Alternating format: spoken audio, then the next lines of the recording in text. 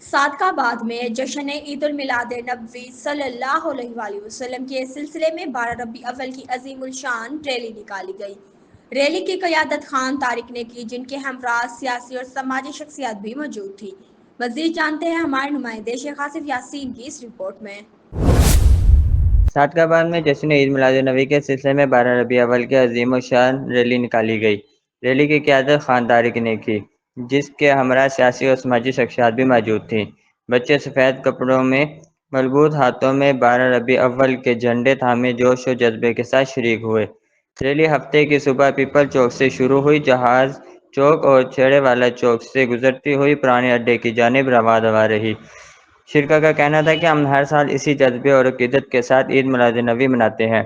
وزیر اعلیٰ پنجاب مریم نواز کی جانب سے ریلی کے موقع پر سیکورٹی کے سخت انتظامات کیے گئے۔ کیمرہ ٹیم کے ہمراہ شیخ آصف یاسین، مان ٹی وی نیوز، احمد پور شرقیہ۔